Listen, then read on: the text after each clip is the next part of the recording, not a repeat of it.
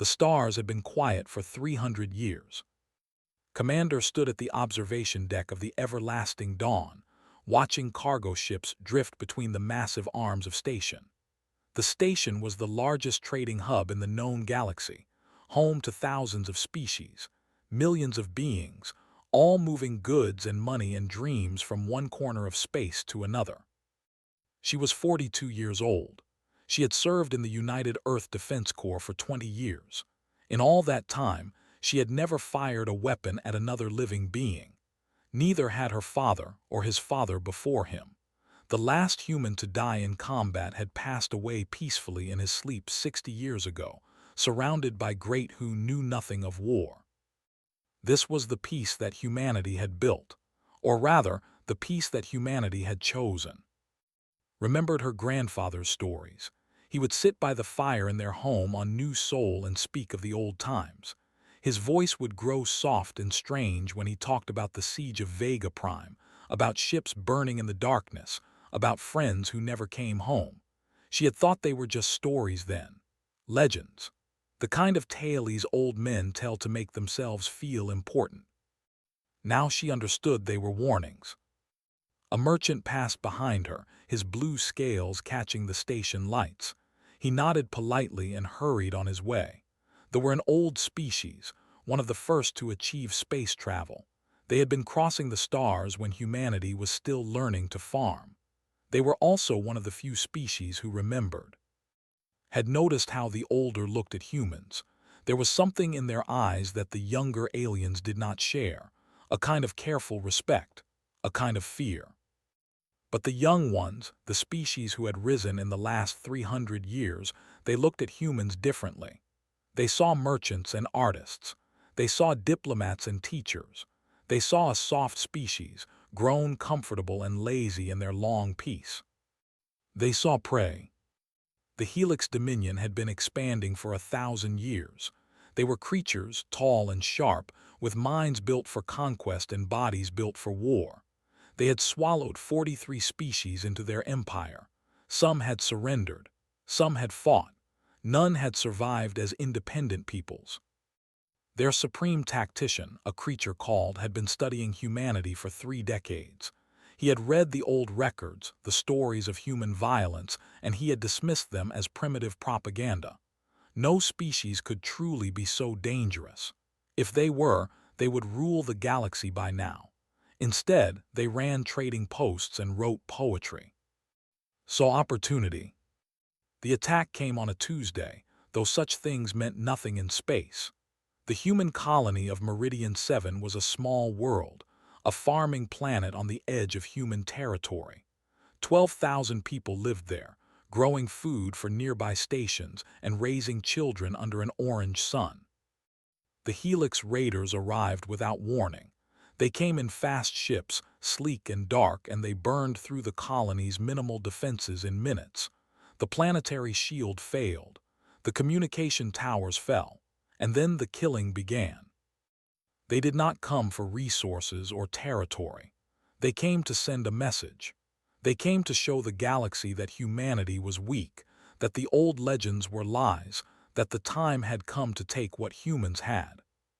3,000 people died on Meridian 7, men and women, children and elderly, families who had done nothing wrong, who had never harmed anyone, who simply wanted to live their quiet lives under an orange sun. When the news reached station, watch the alien merchants react. Some looked shocked, some looked afraid, but others, the young ones, the hungry ones, they looked at humans with new eyes, calculating eyes. They were wondering if they too could take a piece of humanity's wealth. The galaxy expected humanity to negotiate. This was what civilized species did. You lost a battle, you sent diplomats, you offered tribute, you found a way to survive. The Helix Dominion had done this many times before. They would take a colony, kill enough people to inspire fear, and then wait for the surrender. They waited. Instead of diplomats, a message came. It broadcast across every frequency, every station, every planet in the known galaxy. It came from Earth itself, from the halls of the United Human Government, and it was spoken by a woman whose face was calm and whose eyes were empty. You have 60 standard rotations to return our dead and surrender those responsible. This is not a request. The galaxy laughed. The Helix Dominion did not even bother to respond. What could humanity do? Their warships were museum pieces. Their soldiers were ceremonial guards. They had not fought a real war in 300 years. On station, watched the reactions with growing unease. The alien merchants were already dividing up human space in their minds. They were planning trade routes through conquered territory, calculating profits from human labor, dreaming of the fortunes they would make. But they were not laughing. The old ones, the ones who remembered, they were closing their shops. They were packing their belongings. They were preparing to leave. An elderly merchant, one of the oldest on the station, approached as she stood at the observation deck.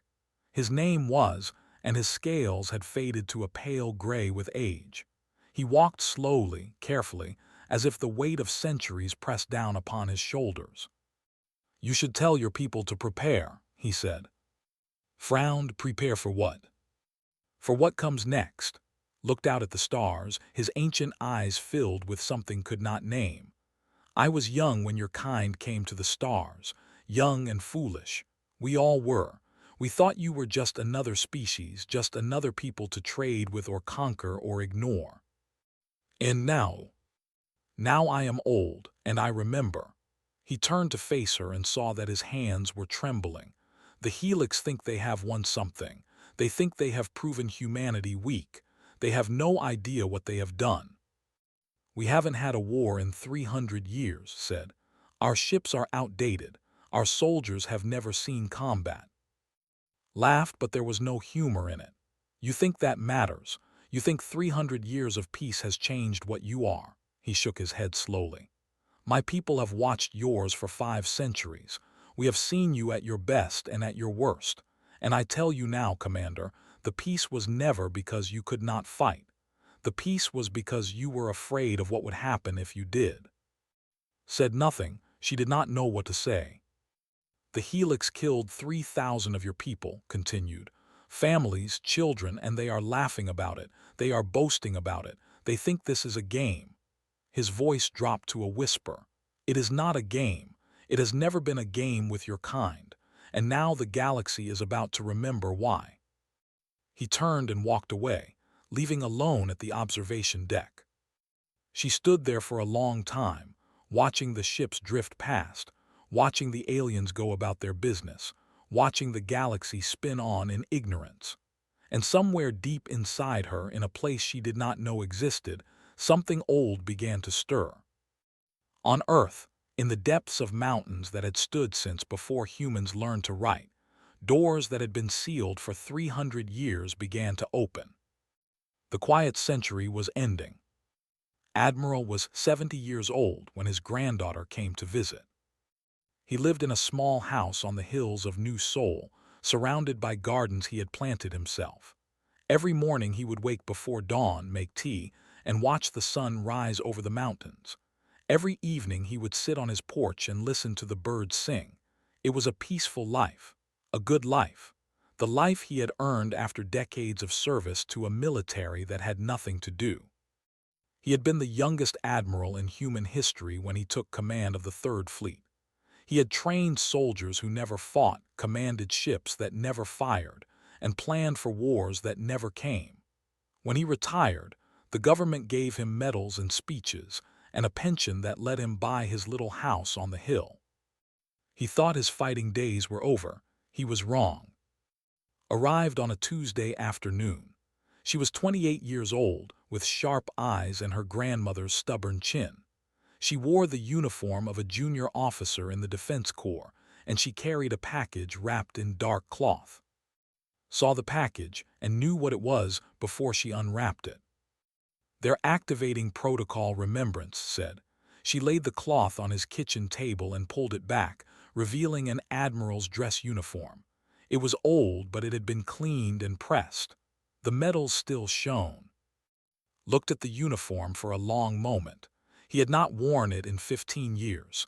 He had hoped to never wear it again. "How many ships?" he asked. "All of them." He closed his eyes. "I see." Deep beneath the mountains of Earth, in facilities that had been sealed since before his grandparents were born, lights began to flicker on.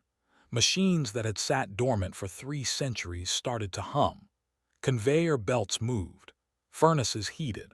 Automated systems began the work they had been designed for, the work humanity had prayed would never be needed again.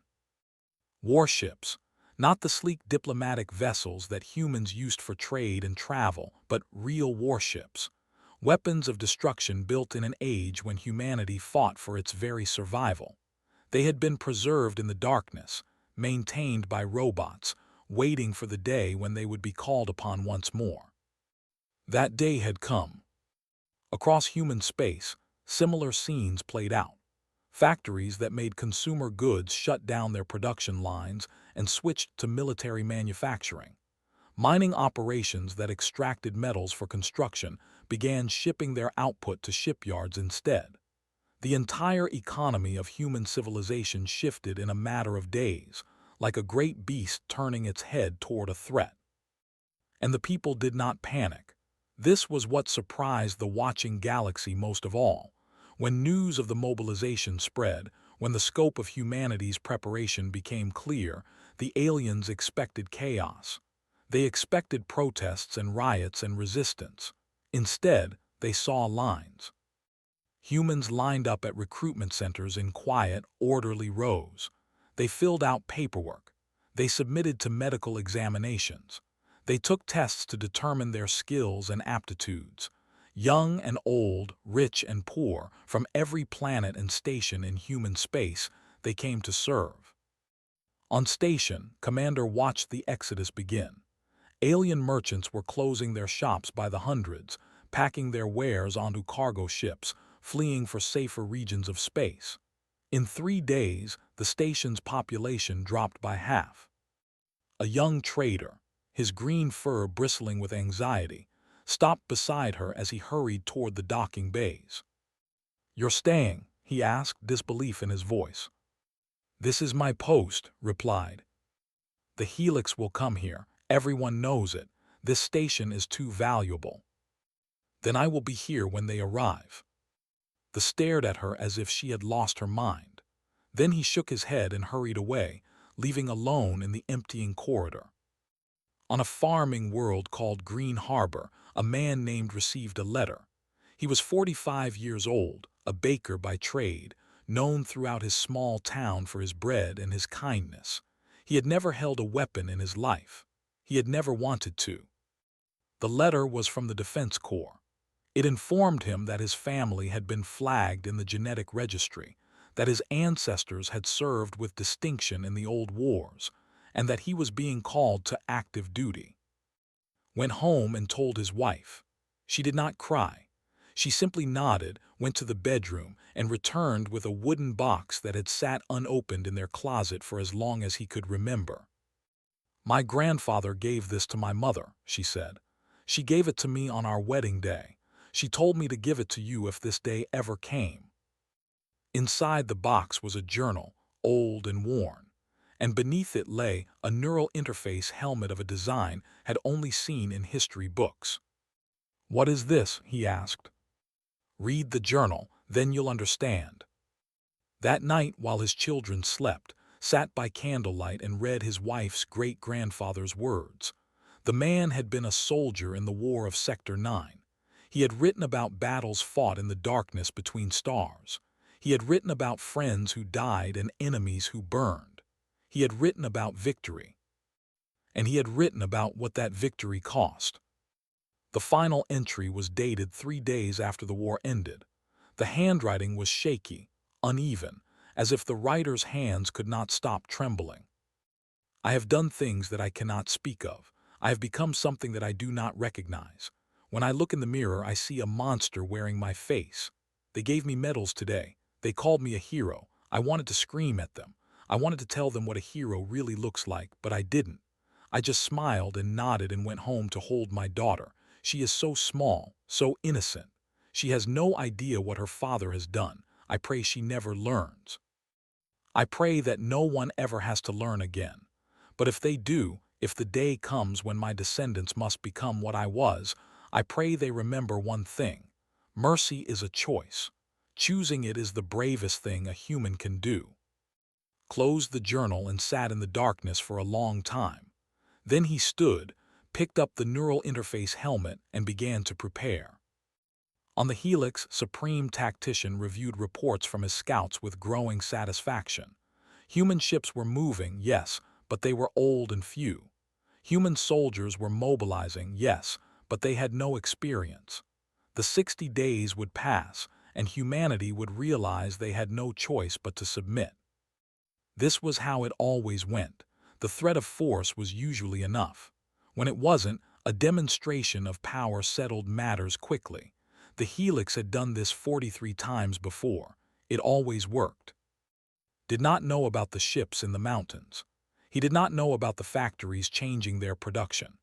He did not know about the millions of humans lining up to serve, their faces calm, their eyes empty, their hearts full of a cold and patient fury that had been sleeping for 300 years. He would learn, they would all learn. The 60 days passed. On the final day, Admiral stood on the bridge of the Unbroken Vow, the flagship of a fleet that had not existed 2 months ago. His granddaughter stood beside him, now a captain herself, commanding the strike cruiser Quiet Fury. Around them, in the darkness of space, 10,000 human warships waited in perfect silence. "Send the message," he said. A single transmission went out to the Helix Dominion, to the watching galaxy, to every being who had laughed at humanity's ultimatum. The 60 days have passed. You chose not to listen. Now you will learn. The fleet began to move. The Helix Dominion had never lost a war.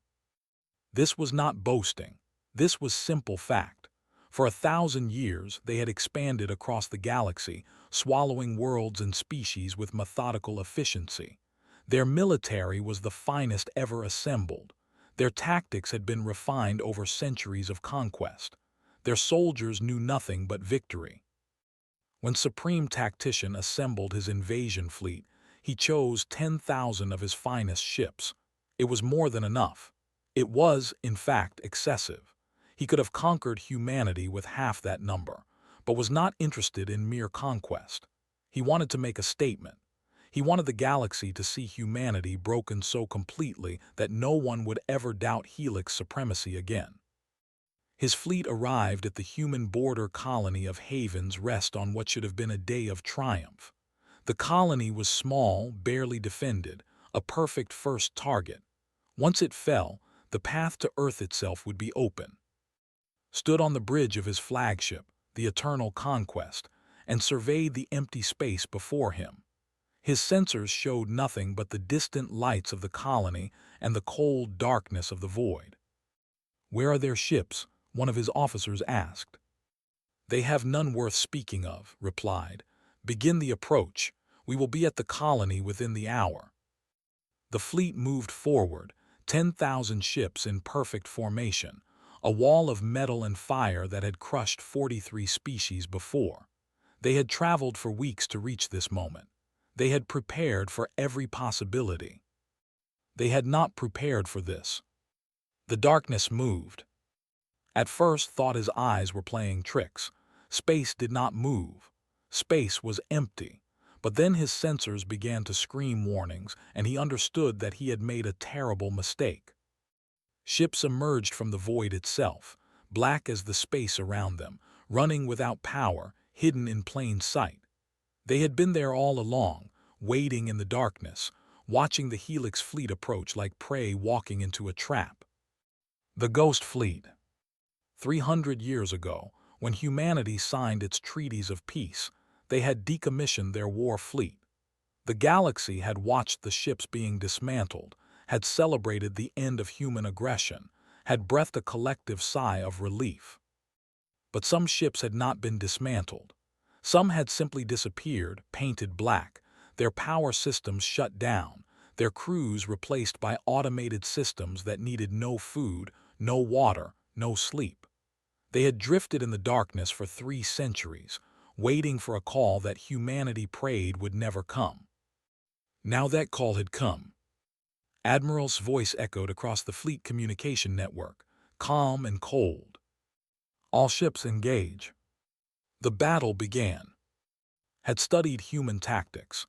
He had memorized their strategies, analyzed their weaknesses, prepared counters for every approach. None of it mattered. The humans did not fight like any species he had ever encountered. They moved in perfect coordination without seeming to communicate. They anticipated maneuvers before they happened. They struck at weak points that did not know existed. And they did not stop. His ships would destroy a human cruiser and 2 more would take its place. His fighters would engage a human squadron and find themselves surrounded by 3 others. Every victory was temporary. Every advance became a retreat. The Helix fleet, the finest military force in the galaxy, was being taken apart piece by piece. On the bridge of the Quiet Fury, Captain directed her crew with the cold efficiency of a surgeon. She was 28 years old. She had never been in combat before today. But her hands did not shake, and her voice did not waver, and when she gave orders, her crew obeyed without hesitation. Her grandfather had taught her well. Enemy cruiser at bearing 372, her tactical officer reported. They're trying to break through to the colony. Not today, replied. Helm intercept course, weapons full spread on my mark. The Quiet Fury surged forward, its engines burning bright against the darkness. The Helix cruiser saw them coming and tried to evade but had anticipated the maneuver. She had studied the enemy's patterns, learned their habits, predicted their choices. Fire! The Helix cruiser died in a bloom of silent fire. Across the battlefield, similar scenes played out. Human ships hunted Helix vessels with relentless precision, appearing from nowhere, striking hard, vanishing before counterattacks could form. The Ghost Fleet lived up to its name, drifting through the darkness like spirits of vengeance, impossible to catch, impossible to escape. 7 hours passed. When it was over, 8,000 Helix ships had been destroyed. The remaining 2,000 fled in disarray, their formations broken, their confidence shattered. Behind them, they left a field of debris that stretched for millions of kilometers. Humanity had lost 42 ships. On the bridge of the Eternal Conquest, stared at displays that made no sense. His fleet had outnumbered the humans. His ships had been newer, faster, better armed. His soldiers had been trained their entire lives for war. None of it had mattered. A communication request appeared on his screen. He accepted it, too stunned to do otherwise. A human woman appeared before him. She was young, with sharp eyes and a stubborn chin, wearing the uniform of a captain. Behind her, the bridge of her ship hummed with quiet activity. Supreme Tactician, she said, my name is Captain. I believe you're familiar with my family's history. Said nothing, he could not find the words. You killed 3,000 people on Meridian 7, continued. Her voice was calm, almost gentle. Families, children, people who had never harmed anyone, who never would have harmed anyone. They just wanted to live their lives in peace. This is war, managed. There are always casualties. No, shook her head slowly. This is not war. You do not know what war is. You have spent 1,000 years conquering species who could not fight back. You have grown comfortable with easy victories. You thought we were like the others. You were wrong. What do you want? I want you to understand something. Leaned forward and for a moment saw something in her eyes that made his blood run cold. Did your histories not tell you what happens when you harm human children? Did no one warn you?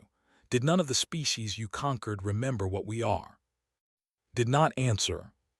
Go home, said. Tell your leaders what happened here. Tell them that this was just the beginning. Tell them that we gave you 60 days to make peace and you laughed at us. We will not give you 60 days again. The transmission ended.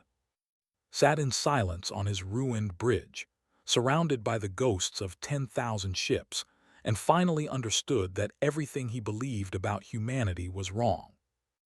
They had not become peaceful because they evolved beyond violence. They had become peaceful because they were afraid of what they would do if they didn't. And now they were no longer afraid. The surviving Helix ships limped home, carrying with them a message that would change the galaxy forever. Behind them, the ghost fleet faded back into the darkness, waiting, watching, ready. The galaxy had forgotten why humans were feared. Now it was beginning to remember. News traveled fast in the galaxy. Light-speed communications carried reports from one end of known space to the other in a matter of hours, but rumor traveled even faster. By the time the surviving Helix ships reached there, every species in the galaxy knew what had happened at Haven's Rest. The details varied depending on who was telling the story. Some said the humans had destroyed 12,000 ships, others said 20,000. A few claimed the entire Helix fleet had been wiped out, every single vessel reduced to atoms. The truth was terrifying enough. On the council world of Nexus Prime, representatives from 200 species gathered in emergency session. The Great Assembly Hall had been built to hold 10,000 beings, and today every seat was filled. The air hummed with tension. Fear spread through the crowd like a disease. Ambassador of the walked slowly to the central podium. He was the oldest being in the room, perhaps the oldest being in the galaxy still capable of speech. His scales had faded to pale gray, and his movements were careful and deliberate. But his voice, when he spoke, was clear and strong. "You do not understand what you have witnessed," he began. "You think you do. You think you saw a battle. You think you saw one military defeating another. You are wrong." The assembly fell silent. "I was young when humanity came to the stars," continued. "So young, we all were. They had been traveling between worlds for 50,000 years. We thought we knew everything. We thought we had seen everything. Then we met the humans." He paused, his ancient eyes scanning the crowd. "At first we thought they were unremarkable, soft bodies, short lives, limited technology. We welcomed them to the galactic community. We expected them to find their place among the lesser species, trading and surviving as so many others did." "What happened?" someone called from the crowd. "They grew faster than any species we had ever seen. In 200 years they went from their first faster-than-light ship to controlling 100 worlds. We became concerned. We formed an alliance with 6 other major powers. We decided to contain them." The word hung in the air like a curse. "What we did next is not spoken of anymore," said. "We attacked their colonies. We destroyed their stations. We killed their people by the millions. We thought we could break them before they became a threat.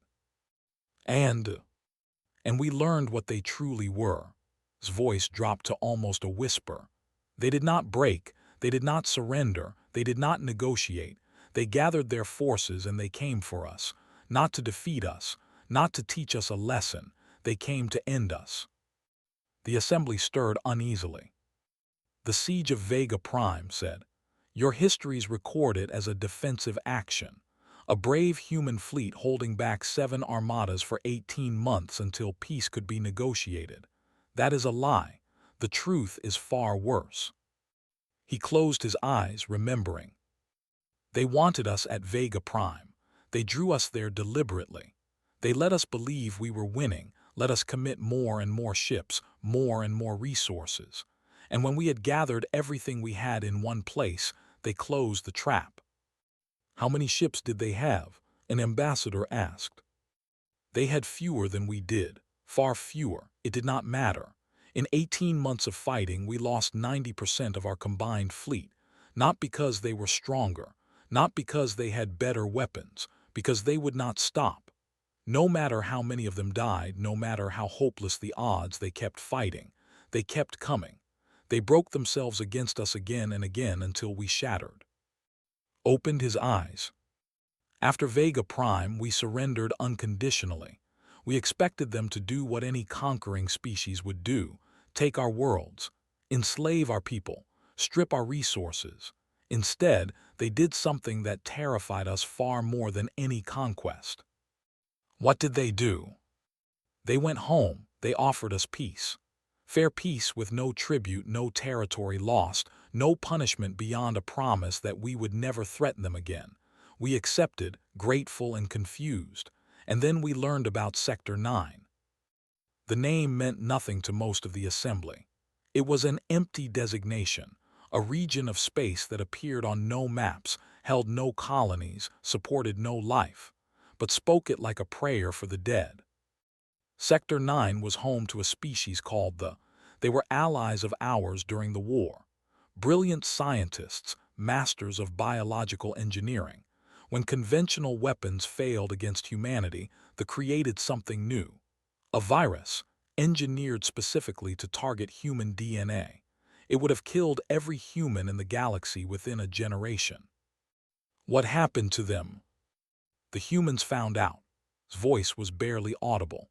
They found out and they responded, not with diplomacy, not with negotiation, with extinction. In 72 hours, every world was sterilized, every station destroyed, every ship burned. We do not speak their name anymore because there is no one left to remember it. 12 billion beings gone as if they had never existed. The assembly sat in horrified silence. This is what humanity is, said. They are not soft, they are not weak. They are patient, they are merciful, they choose peace because they have seen what happens when they choose war. For 300 years they have been choosing peace every single day despite knowing what they are capable of. And you, the Helix Dominion, you reminded them. He turned to look directly at the Helix ambassador, who sat pale and trembling in his seat. You killed their children, said. You laughed about it, you boasted about it. You thought you had shown the galaxy that humanity was weak. You have done the opposite. You have shown them that humanity's mercy was never guaranteed. And now the galaxy will learn what happens when that mercy ends. On a farming world far from Nexus Prime finished his training. The neural interface helmet fit perfectly, as if it had been made for him. In a sense, it had been. His genetic line had been fighting humanity's wars for 1,000 years. The instincts were in his blood. He looked at himself in the mirror and saw a stranger looking back. The baker was gone. Something older and colder had taken his place. He understood now why his wife's great-grandfather had written about monsters wearing human faces. But he also remembered the final words of that journal. Mercy is a choice. Choosing it is the bravest thing a human can do. He would try to remember that. He would try to be brave. On the Helix, Supreme Tactician delivered his report to the High Council. He told them everything. The Ghost Fleet, the impossible coordination, the cold efficiency, the young captain with fire in her eyes who had let him live when she could have killed him. We cannot win this war, he concluded. We cannot negotiate from strength. They have no weaknesses we can exploit, no fears we can use against them. Our only hope is surrender. The High Council did not accept his recommendation. They ordered a full mobilization instead. Every ship, every soldier, every resource the Dominion possessed would be thrown against humanity. Did not argue, he simply bowed and left the chamber. He already knew how this would end. He had seen it in Captain's eyes. The Helix Dominion had spent 1,000 years conquering the galaxy. That reign was about to end. The war lasted 6 months. It was not a war in the traditional sense. The Helix Dominion mobilized everything they had, every ship, every soldier, every weapon in their vast empire. They threw it all against humanity with the desperation of a species fighting for survival. They never had a chance. Human fleets appeared at Helix strongholds before the Dominion knew they were coming. Stations fell. Worlds surrendered. The carefully built empire of 1,000 years crumbled like sand castles before the tide. And with every defeat, more of the Dominion's vassal species rose in rebellion, seeing their chance to break free from chains that had bound them for generations. Admiral directed the campaign from the bridge of the Unbroken Vow. He did not enjoy it. He took no pleasure in the destruction, no satisfaction in the victories. He simply did what needed to be done, with the cold efficiency that had made humanity feared across the galaxy. His granddaughter fought beside him, her ship at the front of every assault. She had changed in the months since Haven's Rest. The young woman who had never seen combat was gone. In her place stood something harder, something colder, something that frightened the old admiral more than any enemy ever could.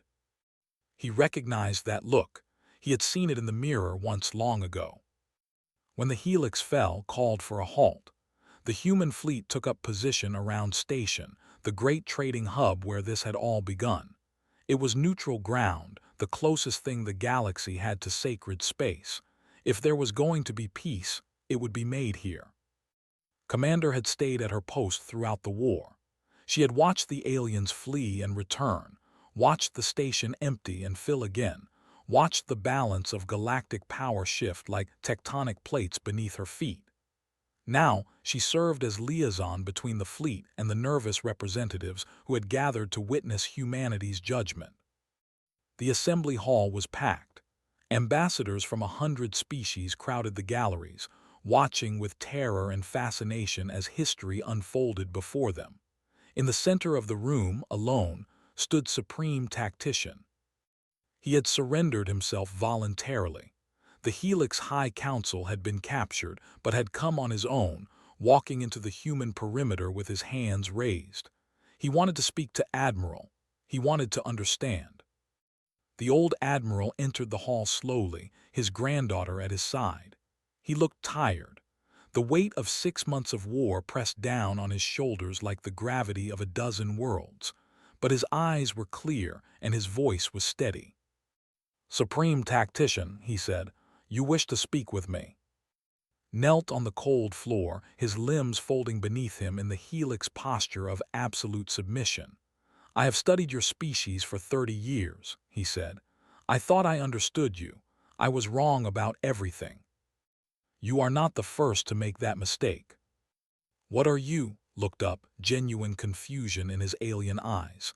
"You are not stronger than us. You are not faster. Your technology is not superior. And yet we could not stop you. No matter what we did, no matter how hard we fought, you kept coming. What are you?" Was silent for a long moment. When he spoke, his voice was soft. "We are what happens when a species evolves for endurance. Our ancestors lived on a world where everything was trying to kill them. Predators, disease, famine, other tribes. They survived not because they were the strongest, but because they refused to give up. No matter how bad things got, they kept going. They kept fighting. They broke themselves against the world until either they shattered or the world did." He paused. "They never shattered. Not once in a million years of evolution. And that stubbornness, that refusal to quit, it became part of us. It is in our blood, in our bones, in every cell of our bodies. We do not know how to stop. We have tried to learn. For 300 years we have tried, but when you push us hard enough, when you hurt us badly enough, the old instincts take over. And then we become what our ancestors were." "Monsters," whispered. "Perhaps," nodded slowly. "Or perhaps just survivors. The galaxy has many predators, many conquerors, many species that believe strength is the only thing that matters. We are not the strongest, but we are the ones who never stop. And in the end, that is more terrifying than any weapon." "Then why did you stop? After Vega Prime, after Sector 9, you could have ruled the galaxy. Nothing could have stood against you. Why did you choose peace?" "Because winning is not the same as surviving." His voice grew heavy. "My grandfather fought in Sector 9. He came home, held his newborn daughter, and wept for 3 days, not from grief, from the realization of what he was capable of, what any of us are capable of, given enough reason." He met's eyes. "We did not stop because we were defeated. We stopped because we were afraid of ourselves. We looked at what we had done, what we could do, and we made a choice. We chose to be something else, to build instead of destroy, to trade instead of conquer, to raise children who would never have to become what we were. And now you have given us reason again." His face was sad. You killed our children, you laughed about it. You reminded us of everything we were trying to forget. And the question now is not whether we can destroy you. We can, easily. The question is whether we choose to. Stepped forward. She had been silent throughout, her face unreadable. But now she spoke, and her voice carried to every corner of the hall. My great-great-grandfather wrote something before he died. He said that mercy is a choice, and choosing it is the bravest thing a human can do. She looked down at her eyes bright with unshed tears. I have spent 6 months killing your people. I have destroyed your fleets and burned your stations and watched your soldiers die by the thousands. And I am tired of the killing, tired of the anger, tired of being what you forced us to become. She extended her hand. I am trying to be brave, she said. Will you help me? Stared at her hand. It was such a small thing, a simple gesture that any species might make. But he understood what it meant. It meant forgiveness. It meant mercy. It meant a future where the helix and humanity might coexist, might learn from each other, might build something better than the empires of conquest that had defined galactic history. It meant choosing something other than what they had always been. Slowly, carefully, he reached up and took her hand. The assembly hall erupted in whispers and gasps. Ambassador of the wept openly, tears streaming down his ancient scales. He had lived for centuries hoping to see this moment. He had almost given up hope. Admiral placed his hand on his granddaughter's shoulder and felt something loosen in his chest. The war was over. The killing was done. And his family, his people, his species had chosen mercy. They had chosen to be brave. 50 years later, the galaxy was transformed. The Helix Dominion had dissolved into a federation of free species. Station had become the largest cultural exchange hub in known space. Monuments stood on Meridian 7, where the names of 3,000 victims were carved in stone that would last for. Commander, long retired now, gave lectures at the Galactic Academy. Her most popular course was simply called Why They Stopped. Students from 100 species came to hear her speak about humanity, about war, about the choices that define civilizations. She always ended with the same words. The galaxy forgot why humans were feared. Perhaps that was a kindness we granted ourselves as much as you. We feared it too. We feared what we were capable of, what we might become if we let the old instincts take control. But here is what you must understand. She would look out at her students, at the young faces of beings who had never known war, who had grown up in a galaxy at peace. We did not stop being dangerous. We chose to be something else. Every single day for 300 years we chose, and when you forced us to remember what we were, we chose again. Not vengeance, not conquest, we chose mercy. She would smile then, a tired smile full of hard-earned wisdom. And we will keep choosing, every day, every generation, because that is the most human thing of all, not the violence, not the endurance, the choice, always the choice. The lecture would end, and the students would file out, carrying with them a lesson that would shape the galaxy for centuries to come. Humanity had remembered why they were feared. And then they had chosen to be something else. That was their greatest victory of all.